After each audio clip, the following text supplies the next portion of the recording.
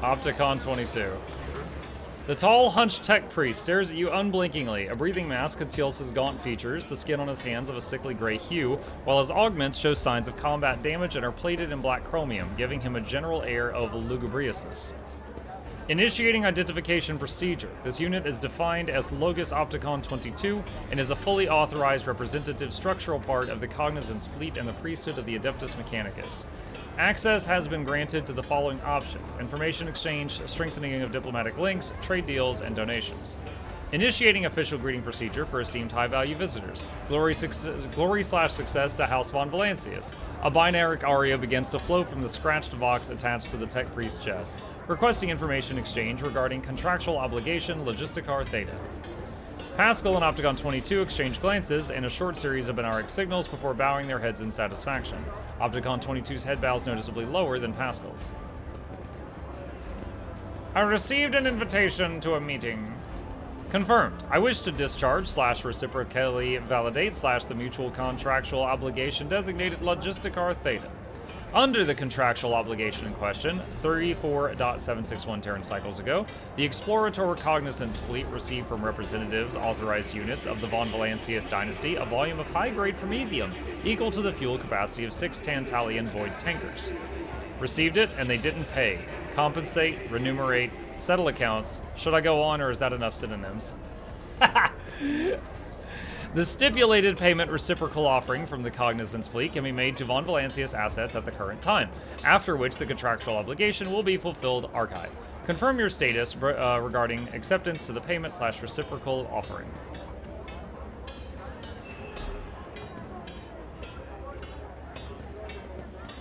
You waited 30 years to pay up. Execution of payment/reciprocal offering is in accordance with the specifications of the contractual obligation. Allocation of assets from the holdings of the Cognizance Fleet was initiated when the tankers reached the main squadron 14.905 Terran cycles after the initial transaction. The asset allocation process concluded 2 Terran cycles later. Transportation of assets to the Furabunda system took 16 Terran cycles. Final delivery of assets to Footfall took 0.3 Terran cycles. Clever. If you'd been purchasing fuel for a squadron at the other end of the Imperium, you may never have had to pay at all. We would have turned to dust before you made it there and back. Okay, so he got us. There was fine text that we'll pay you after we make the delivery, but he was delivering to freaking Mars. What payment can I expect?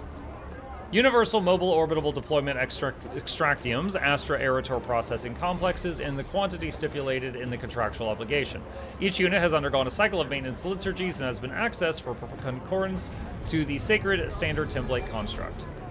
Great creations of the Omnissiah, blessed be his beneficence, which has bestowed upon these complexes industrial might and a full cycle of reproduction of life and support. I confirm I am willing to accept payment.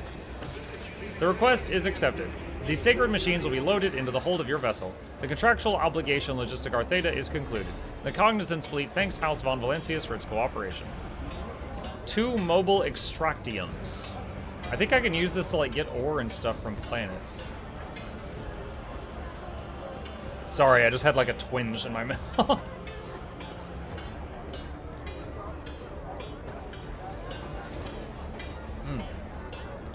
Might have to take a few more painkillers in a couple hours. Let's see. I seek the friendship of the Adeptus Mechanicus. The priesthood of the Adeptus Mechanicus is interested in, considers expeditious cooperation with rogue traders. Under the terms of the Treaty of Mars, it is willing to provide services to the von Valancius dynasty. The priority of service tasks can be raised if diplomatic links are strengthened. The Cognizance Fleet will be glad, alternative unavailable, to accept glad/alternative unavailable to accept any samples of sacred tech, samples of profane xenotech, miscellaneous items. Reminder, storage, study, and or disposal of the aforementioned objects with the exception of miscellaneous items is the preferential right to Adeptus Mechanicus. The Explorator Fleet will also accept information about planets in the Cronus Expanse that have not previously been recorded in the Planetary Register. You want information about planets? Omnifaceted study of the Coronis Expanse is the sacred mission / operational objective of the Cognizance fleet. Information about the planets and star systems of the Coronis Expanse will be compiled, studied, and transferred to the holy repositories of Mars upon completion of the Great March of the exploration / mission. The process increases the totality of knowledge and decreases the totality of ignorance in this universe. Verity says, do you have a favorite party member so far? Oh, good question. In combat, I think the ones with the coolest abilities are the Navigator. She's got all these special Navigator skills that no one else can possibly get, and they're pretty awesome. The Navigator and also my main character, Muck, are both officers, and they can give other people extra turns. And I have the two of them just give tons of extra turns to the Sister of Battle, and she has a long lass, which is like a laser sniper rifle, and she gets like 90% of the kills in each fight. So she's my my death dealer, and we have two other people just giving her tons of extra turns. In out of combat, Pascal, his really high logic and tech use, he is it almost feels like having a rogue in your party in Dungeons and Dragons. Like, he's like the skill junkie. He can do so much stuff out of combat. He's really useful in conversations and stuff. I want to make a trade deal.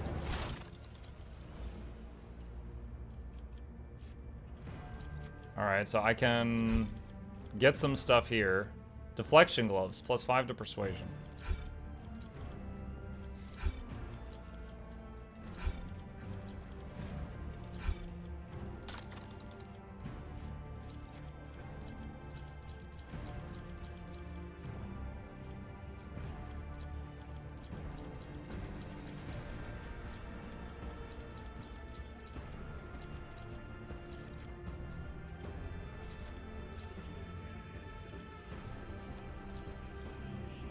Okay, so we just leveled up with the Explorators. But I need more profit factor in order to do more trades. Original says, hello Muck, have you encountered some critical bugs? Nothing too bad. I am currently 28 hours in. And 2 times I had a moment where the game kind of locked up. Like, the program wasn't froze, but the next turn wouldn't start. And I had to, you know, you use quick save a lot in this game, so I quick loaded to like a minute beforehand, and I just had to replay that minute. It wasn't a big deal, fortunately. But other than those 2 times it locked up, that's pretty much it. Heinrichs! Oh, he's back. A familiar figure turns to you. Heinrichs von Kalix, interrogator of the Ordo Xenos, bows his head respectfully. Lord Captain.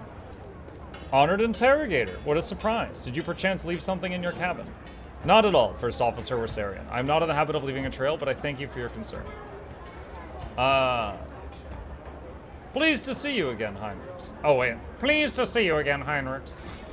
Heinrichs allows himself a hint of a smile. I'm glad to hear that my presence aboard your ship did not leave you with any unpleasant memories.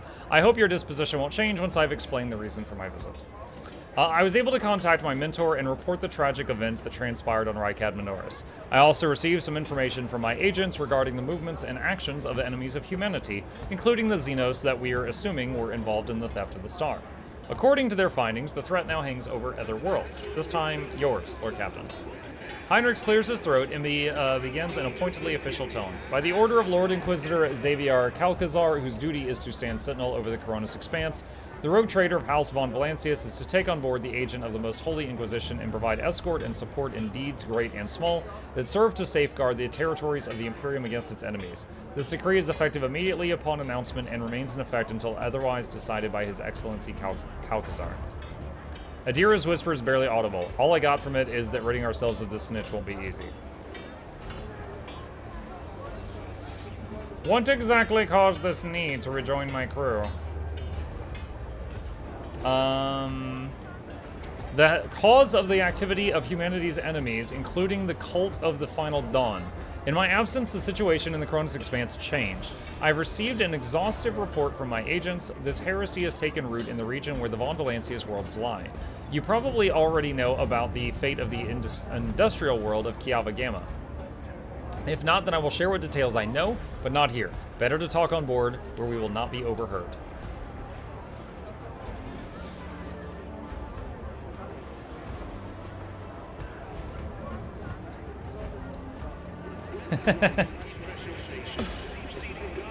A sanctioned psycho with an inquisitorial rosette in my retinue? For free, no less? The other rogue traders will be positively green with envy. Not the most common response to the news that I will be constantly breathing down your neck. You aren't wrong, though. I prefer to repay favors in kind. Assist me by ensuring that my work is unobstructed, and I will assist you in return. I must also deliver this to you. Heinrich pulls out a sealed letter. The Lord Inquisitor specified the contents of this letter were for your eyes only. I would ask you to read it as soon as you have the time. Letter from Lord Inquisitor Xavier Calcazar. That is everything for the time being. Are you headed to the ship, or do you still have business on Footfall? Whatever the case, I can either wait for you on board or accompany you as part of your retinue. Let's do this for now.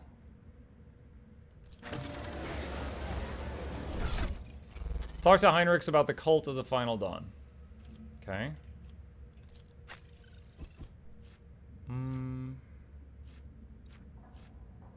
Parry melee attacks with a ranged weapon using Ballistic Skull Rage. What? Deflection gloves could parry melee attacks with their ranged weapon.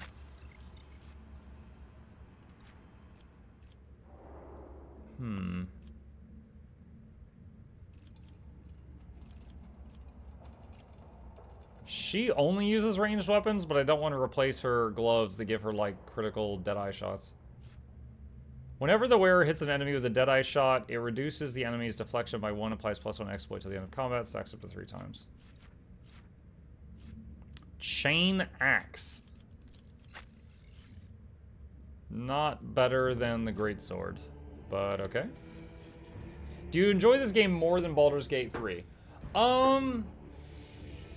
Man, I don't think that is a fair comparison. Okay, Baldur's Gate 3 was amazing. Like, for example, all the bits that I'm reading to you guys in Baldur's Gate 3, it would be like a cinematic cutscene, right? That was like, that project had way more staff and way more years behind it. I will say, as someone who is a fan of classic RPGs, I loved Baldur's Gate 3. It was sublime. It was art. This game, while it maybe isn't as eye-catching with like the cinematography and stuff like that, I also am loving this game. It's like, in the terms of classic RPGs, Baldur's Gate 3, Divinity Original Sin 2, this game, Pathfinder Kingmaker, Pathfinder Wrath of the Righteous, Pillars of Eternity 1, Pillars of Eternity 2, Deadfire, all these games come to mind when I think of the game, when I love classic RPGs. I am having a blast. If someone came to me and they were like, hey, I just played Baldur's Gate 3, would I like this? I would say, I'm not sure. It's Warhammer, it's a whole different universe. I'd usually point people to Divinity Original Sin 2 after Baldur's Gate 3, because similar combat system and very fluid game as well, and there is a good measure of voice acting for people who don't want to read. I like that Baldur's Gate 3 is loved for what Mass Effect 3 was hated for by lots of people. Mass Effect... I didn't play Mass Effect 3, so I can't talk on that. I remember when Mass Effect, was it Andromeda, came out, everyone was making fun of the faces. Like, the faces looked haunting. But I can't say anything about 3. I don't know anything about that one. Astorius, thank you for the sub. Appreciate that. Welcome. Thank you for the support. The endings... Wait, was it Mass Effect 3, the endings was like there was a green explosion or a blue explosion or a red explosion or a yellow explosion? Like, I remember the memes. I remember the memes. Patience! My nerves are frayed! Okay, Heinrich. What is it, rogue trader? Actually, don't know how helpful he's going to be right now. Alright, let's go to the void ship. BG3 is only 2 endings. What was there? There was, you stop the Illithid. You become... No, there was more than that. There was a lot more than that. There was, like, just the pure good guy. There was bad guy who takes over the world. There was become a mind flayer and be good and then kill yourself. There was become a mind flayer, be good, and then go into hiding. There was become a mind flayer and be bad and try to take over the world. There was the Dark Urge ending. There was the fight the Dark Urge ending and be a good guy and suppress it. There was embrace the Dark Urge and be a psychopath ending. There was be a Mind Flayer Dark Urge that resisted the urges and be good. There was be a Mind Flayer Dark Urge, embrace it, and go insane. Like, there was quite a few. That's just off the top of my head too. There's different ones if your main character is one of the origin ones, like Lae'zel or Karlach and stuff like that. Lord Captain, the inspection of the ship systems is complete. The tech priests are reporting the machine spirits are calm and satisfied. Everything is ready for onward travel, except there is an issue you must be aware of. Patch NR5 apparently added some sort of epilogue, specifically some more content for Karlach. I think I saw that on YouTube after I finished mine. Cassia makes a quick nervous gesture, adjusting the adornment over her third eye. I've been studying the records left by the vessel's previous navigator. I wanted to double-check the route to Dargonis and discovered that it does not match the one recorded in the Atlas. It is more than a minor warp fluctuation. The route has been wiped out. It can no longer be used for traveling. To make matters worse, I started checking the paths from the Atlas, one after the other, saw the same thing everywhere. The warp is roiling with an ominous storm, bursting with vivid and screaming colors. It will not hinder our movement, but all previous knowledge is now utterly useless. Argenta angrily chops the air with the side of her palm. Warp storms are our enemies, just like heretics and demons. It is a shame they cannot be dispersed with a flamer or a bolter. Now we can be certain that problems with astropathic communication in the Kronos Expanse are no coincidence. There is a warp disturbance in your way, Lord Captain. It is swallowing messages and disrupting familiar routes. This means you need to locate the key worlds of the Von Valancia's Protectorate as soon as possible. I'm talking about Janus, Dargonis, and Kiava Gamma. Charting new routes so they can be reached and restoring control will be the necessary step. That's actually really good writing. Because if it just started us off as having immediate access to our whole trading empire, you know, it would be kind of difficult to kind of ease you into the game. But having this storm cut you off and you need to reestablish contact is a good excuse for why you don't have immediate access to these things that you should. BG3, let's see, I like BG3, but I thought it was overrated. First act was amazing, second was bad. A lot of time-wasting mechanics like walking around, switching campaigns, etc., etc. I have no hatred for the stuff after Part 1 in Baldur's Gate 3. I will agree with you that some of the systems could have been more fluid. For example, I think they fixed this in a later patch, but when I played it, if I'm in camp, and so there's no one in my party, just all the party members around camping, and I want to take gear off of one person and put it on another person, it was a chore. I had to walk up to one person, have them join me, open their inventory, move the stuff out, talk to them again, have them leave me, talk to the next person, have them join me, open the inventory, and put the stuff on them. It was a pain. I totally agree with you, some of the systems could have been better. I think they've already changed that particular one, though. That one, I think, has been updated, I've read, but it was after I finished the game. But overall, Baldur's Gate 3, I mean, it was good. It got a lot of people into CRPG games that had never given them a chance before. I think the company did good work. You know, they're what we want from people in gaming. You know, they released the game when it was pretty much ready. It wasn't like a buggy mess. It had problems, but it wasn't a buggy mess. They didn't microtransaction the hell out of it, you know? It was just, it showed that there's still a market for this stuff. Nobody's really making a fuss about BG3, throwing themselves off cliffs about it. People are just kind of playing it. I like layering their ethics, like Swen. I think deserve a lot of rewards. Yeah. I love that he thanked his QA team.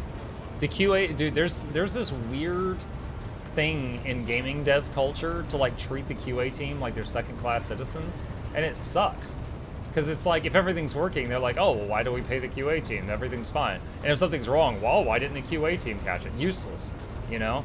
And it was nice to see him thank them, like, as one of the first things. Praising games for not being micros is insane.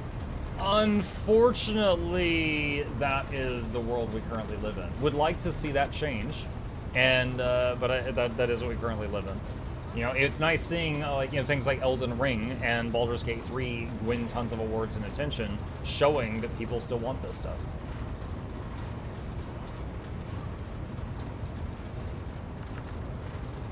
I'm 27-year-old fart, but I remember when DLCs were actual content. I mean, DLC in my mind has always been a tiny expansion. Like, an expansion is a ton of stuff. A DLC it's a little bit. For some games, the DLC is just another character to play. For other games, it might add an additional zone. It just depends. Now we can be certain that problems with astropathic communications in the Coronis Expanse are no coincidence. Oh, we've already read this. Okay. Tell me about Janus. The surface of Janus was altered extensively so the planet could be designated an agri-world. It is a powerful food base capable of supplying the burgeoning protectorate and exporting provisions to the outer worlds at the same time. Janus owes much of its prosperity to Governor of House of Viat. Under its leadership, the world has grown ever more prosperous year after year, securing shipments and taxes while keeping the workforce tightly controlled. What is Kiava Gamma? Industrial world Kiava Gamma is being managed by the Governor House of Gaprak and supplies your protectorate with rare mineral resources. Additionally, the planet features an Adeptus Mechanicus manufactorum that processes materials and prepares them for shipment. I testify that Kiava Gamma is a world marked by the Omniscience patronage. By his grace, the manufactorums of the colony are inhabited and committed by an industrious machine spirits. Heinrich coughs quietly. Mistress Tolman neglected to mention that the Kiava Gamma Manufactorum also supplies heavy machinery from forage harvesters to vessel systems and components. Abelard turns his hard eyes on Heinrich's. You display commendable knowledge of our world's manufacturing capability, von Kalox. Pleased to be of service. Yes, I do. What do I need to know about Dargonus? Dargonus is the heart and soul of your protectorate. It is where the main administrative resources and storage facilities are, and so is the Von Valancius Palace. If you'd like to know, this is where you will publicly accept the title of Rogue Trader. Dargonus is a major administrative hub that runs the cargo fleet and keeps track of finances. What would the consequences of losing contact with these worlds be? A world deprived of connection to its neighboring systems and the Cronus Expanse's infrastructure can only rely on itself, and their capabilities are often limited. For example, Janus does not have a fleet of its own. Pirates, cultists, heretics, Xenos, anyone could prey on that helpless planet. The loss of communication is a threat to your position. A rogue trader with no protectorate to back them is one that grows weaker by the day. The Voxmaster is entirely correct. You are rogue trader Muck von Luck von Valancius, the successor to Theodora von Valancius, one of the most influential women this side of them all. But you are also new to the business of governing. Many will doubt your competence and try to carve up your protectorate so they can snatch a piece for themselves. It is important to show your potential allies and foes that you're in control of the situation, which is why the sooner we reclaim these lost worlds, the better. Abelard, what is your opinion? Which world should we deal with first? He strokes his beard for a few seconds before giving a hesitant reply. Rediscovering the agro world will supply your protectorate with something none of your servants can do without: sustenance. The importance of basic supplies should not be underestimated. Just look at Footfall in its current pitiful state. On the other hand, I'm concerned by the rumors concerning Kiava Gamma. There have been no problems on Janus for many years, but something is very wrong with the industrial world right now. Delay may cost us the entire planet. I trust I do not have to explain the capital world. Losing it would make us the laughingstock of the other dynasties. Besides, the loss of chroniclers and ledgers would spell a bureaucratic catastrophe. All three systems are equally vital to the Protectorate. It falls to you to decide which one should be brought into the fold before the rest. And Original in chat says, go to Janus if you want to meet a new companion. That's very convincing for me. Let's see. I wonder where you go. Hi.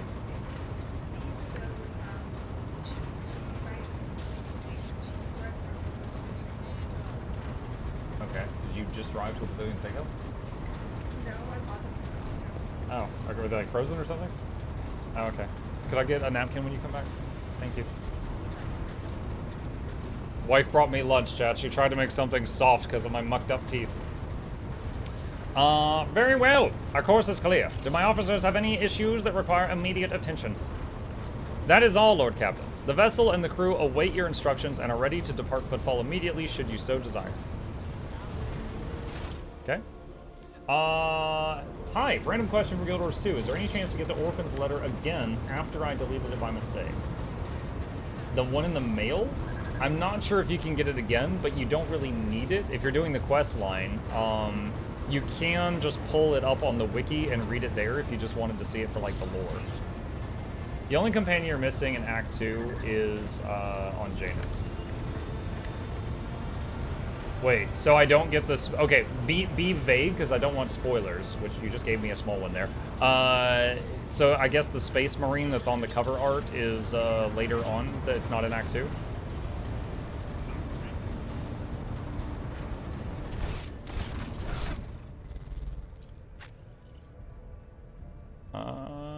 Wait, someone's missing.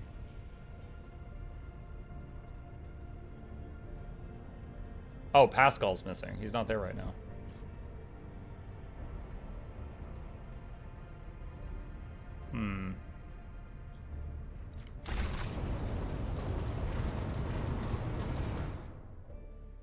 Alright. Let's see if I can do this.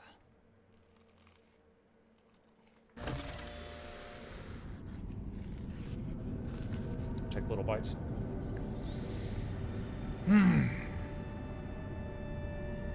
Lord Captain, we are once more within reach of the Von Valancius Protectorate. Of utmost urgency is restoring communication with your planets and bestowing the wisdom of your decrees upon their stewards. Developing colonies, claiming new territories, and establishing trade links. All this is now your privilege and burden. Receive 3 mobile extractium, so I got 5 now, I think.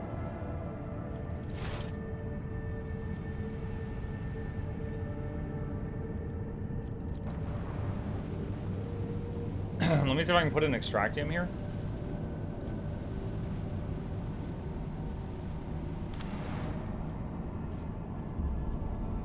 A mobile mining outpost assembled in accordance with the Blessed Standard template construct. This small industrial complex can be deployed on practically any world, however inhospitable. The Serf clan assigned to it will devote themselves to maintenance of its sacred mechanisms and the extraction of resources needed by the rogue trader. Oh, it says no resources. Okay.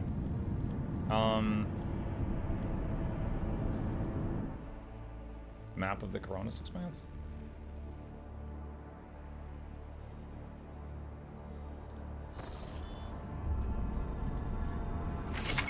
Whoa. Warp routes. Travel between systems is fraught with mortal peril and takes place in another dimension known as the warp. Only a navigator can plot a course through the warp to other star systems. Click the circular button at the bottom of the screen to have the ship's navigator chart new routes to the system you've selected. To initiate travel, click on a system and press the warp button.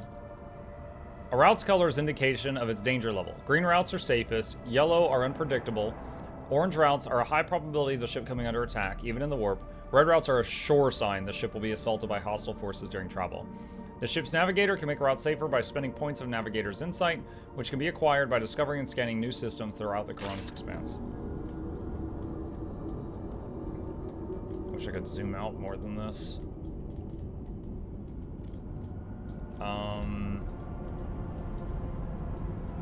Okay, chart new routes.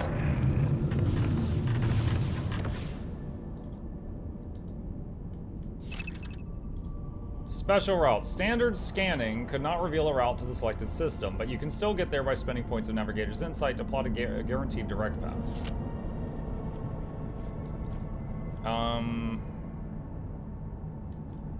So I don't see Janus.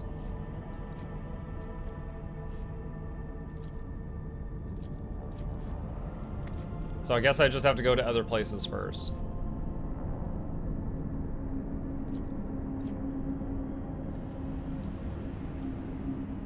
Sato's Tome.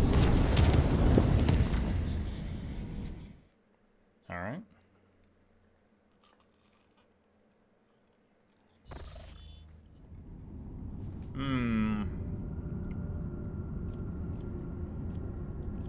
Quick save.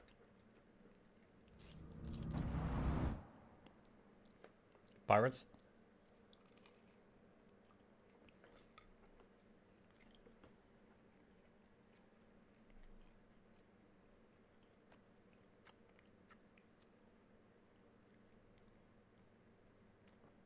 Enemy contact! All hands make ready to unleash our fury! Oh. This crap. Oh no!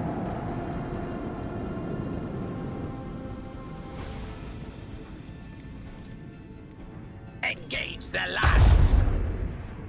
The lance.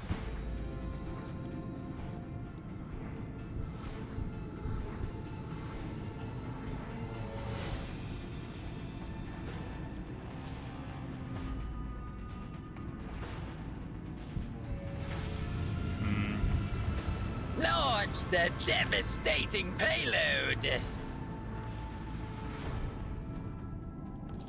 Wait. Why do I not have the Supreme Commander in seat? I had my character there. Odd.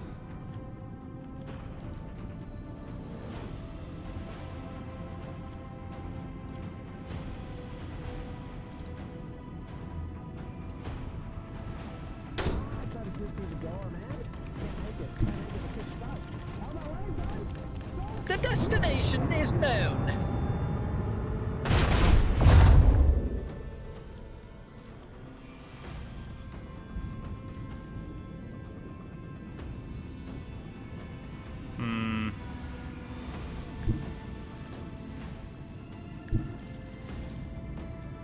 Sail upon the seas That's of high, void.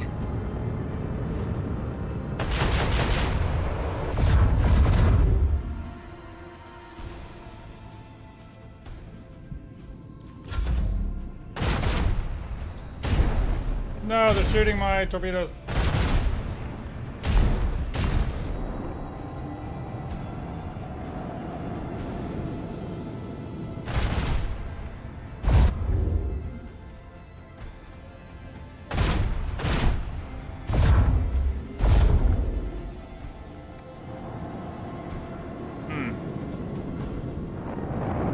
Just try to use the right side of my mouth. Nope, that is still off limits.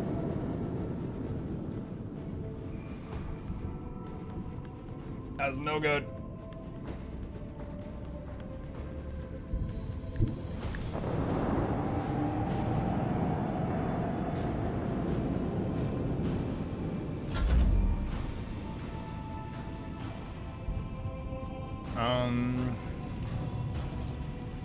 Initiates macro cannon barrage. Barrage. What does this do? Torpedo control.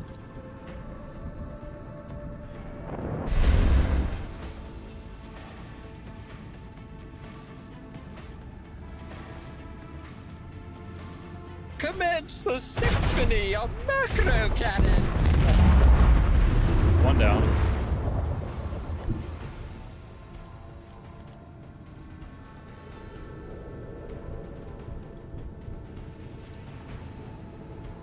Void Master, if you please. If you please. Wait, shouldn't it turn around? I told it to do swing run.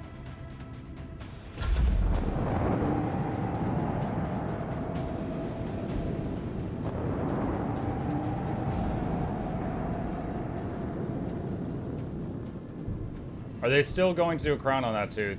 They put a temporary crown on it. And the nerve should be basically a non-issue because they've already done the root canal. And the permanent crown is currently being made by a lab. But the whole area around it still hurts really bad. Commence torpedo launch.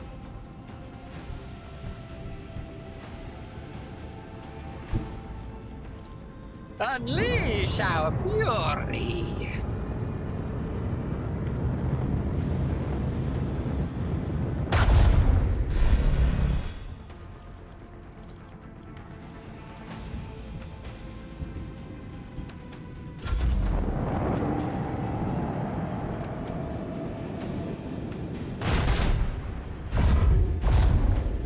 Ow.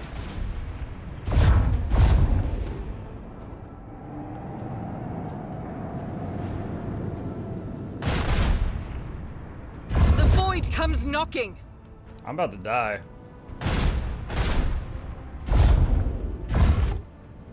I lose.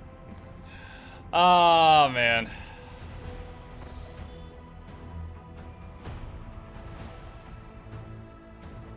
Yeah, definitely like the person combat more than this little ship minigame.